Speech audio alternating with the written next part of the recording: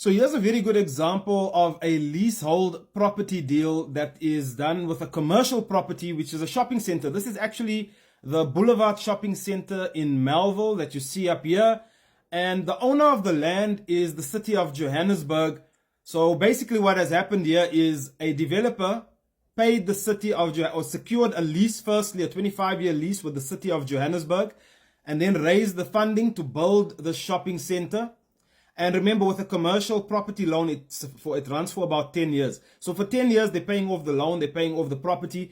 But after that, it's basically a paid off property. Then they can collect the rental for the next 15 years. Now you can liquidate, they can sell a property like this. So they could basically get their money back by also selling this property. But I know they've been struggling to sell it because this property has been on sale. I think for the last 4 or 5 years, it's been on sale. I know that this lease here, it runs until 2025. So I think once the owner, because there's probably an option to renew the lease, I think once the shopping center owner is able to renew the lease, I think they'll have a better chance of selling it with a 25-year lease, because now you still have 25 years to run. So anyone that buys it, then have 25 years.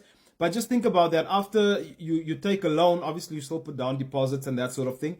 But then for 15 years, you can have the benefit of that property. So you see, it's not impossible for leasehold property to accommodate commercial. I don't really like this structure that they've used here. The waterfall structure is a lot better, the leasehold structure in waterfall, because with these leasehold properties, if the person buys, let's say someone's buying this year, they only buy the remainder of the lease. So if it's a 25-year lease and 5 years have run, it means they're buying what's left, which is 20 years. Whereas in the waterfall city case, when people buy houses or when big companies buy industrial or retail property on that particular piece of land, every time someone buys the property, a new 99-year lease kicks in. So they continuously renew that 99-year lease as new people constantly buy and sell those properties. I think that structure is a lot better than this one, where you're only buying the remainder of that land lease, because it's a lot harder to finance these. Like if you bought this property right now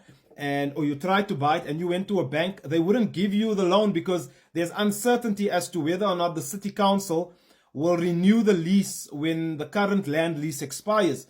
So because of that uncertainty, a bank will be very hesitant to provide funding on a deal like this. But if they sign a new 25-year lease, then a bank will be a lot more willing, because now they know that their loan is going to run for 10 years. So there's enough time for the shopping center owner to repay any debt that is taken on to secure or buy this property.